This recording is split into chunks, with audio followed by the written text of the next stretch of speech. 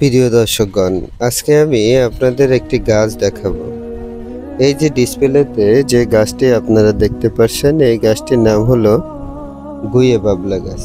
এই দেখেন, এটা হলো গুইয়ে বাবলা গাছের চারা।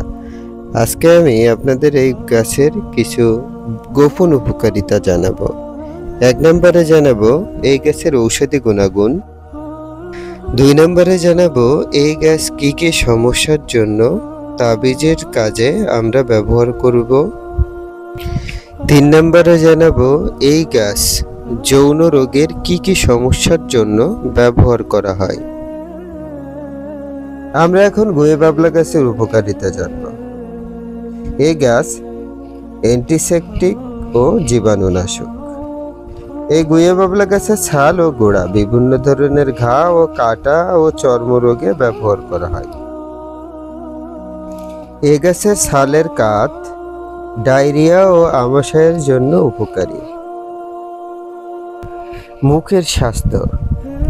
ছাল চিবালে দাঁত মজবুত হয়, মাড়ি থেকে রক্ত পড়া বন্ধ হয়। কাশি ও ঠান্ডা। গাছের রেজিন বা ঘাম কাশি উপশমে কাজ করে। ডায়াবেটিস যাদের আছে, এ গাছের ছাল ও বীজের নির্যাস রক্তে চিনি নিয়ন্ত্রণে সাহায্য করতে পারে। গুইয়ে বাবলা গাছ কি কি তাবিজের কাজে লাগে? ঝাড়ফুঁয়ে ব্যবহার। গ্রামের অনেক ওঝা বা কবিরাজ গুইয়ে বাবলা গাছের ছাল বা ডাল ব্যবহার করে ঝাড়ফুঁক করে থাকে। ধারণা করা হয় এতে নাকি ভূতের আসর কমে যায়। গুড় ও গুইয়ে বাবলা গাছের ছাল জ্বালানো। রাতে বাড়ির আশেপাশে গুইয়ে বাবলা গাছের ছাল ও গুড় একসাথে আগুন দিলে জিন ভূত চলে যায়। তাবিজ ও বান। গুইয়ে বাবলা গাছ শুকনো কাটা বা ছাল অনেক সময় তাবিজে ব্যবহার করা হয়, যাতে নেতিবাচক শক্তি অপদেবতা দূরে থাকে এবং বাড়ির দরজায় ও প্রবেশ পথে গুইয়ে বাবলা গাছের কাঁটা ঝুলিয়ে রাখলে ভূত প্রেত আসে না। এটি গ্রাম বাংলার অনেক জায়গায় প্রচলিত আছে।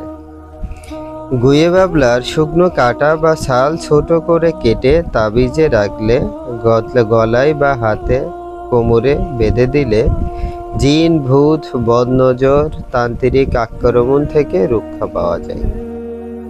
গুইয়ে বাবলা গাছের আঠা বা গাম অনেক সময় তাবিজের ভিতরে রেখে মন্ত্র পড়া হয়, এটি নেতিবাচক শক্তি দূর করতে সাহায্য করে। বাচ্চাদের হঠাৎ জ্বর কান্না শুরু করলে ওঝারা গায়ে বাবলার তাবিজ ধরিয়ে দেয়। ধারণা করা হয় এটি ভূতের আসর বা দৃষ্টি দূর হয়ে যায়। তাবিজ বানানোর জন্য নির্দিষ্ট মন্ত্র এবং নির্দিষ্ট সময়, যেমন শনিবার মঙ্গলবার দিন মন্ত্র পড়ে এটি তাবিজে ঢুকিয়ে ব্যবহার করতে হয়।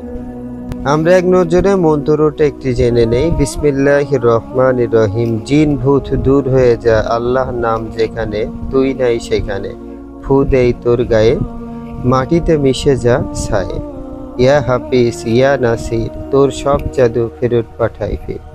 এটি হলো গুইয়ে বাবলা গাছ তোলা মন্ত্র। গুইয়ে বাবলা গাছ ও যৌন রোগের ব্যবহার ও চিকিৎসা।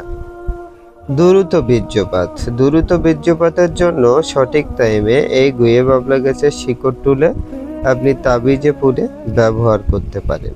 এছাড়া গুইয়ে বাবলা গাছের বীজের গোড়া 1 চিমটি এবং দুধ ও মধু একসাথে মিশিয়ে খেলে সহবাসে সময় বৃদ্ধিতে সাহায্য করে।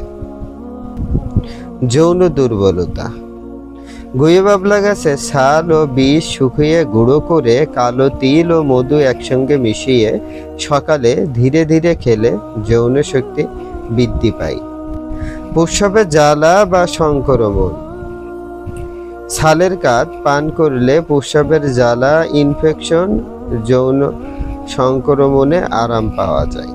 বিশেষ করে যেসব পুরুষদের শুক্রাণুর পরিমাণ কম, যাদের বাচ্চা হচ্ছে না, সেক্ষেত্রে এই বাবলা গাছের নির্যাস ছালের গুঁড়া দুধের সাথে সেবন করলে শুক্রাণুর পরিমাণ বৃদ্ধি হয়। আর যাদের বাচ্চা না হচ্ছে আমার সাথে যোগাযোগ করতে পারেন, ভালো ওষুধ আছে আমার কাছে, বাচ্চা হবেই হবে। এবং যৌনাঙ্গে চুলকানি, ছালের গুঁড়ো পানিতে ফুটিয়ে ঠান্ডা করে যৌনাঙ্গ ধুয়ে দিলে চুলকানি বা ইনফেকশন কমে যায়।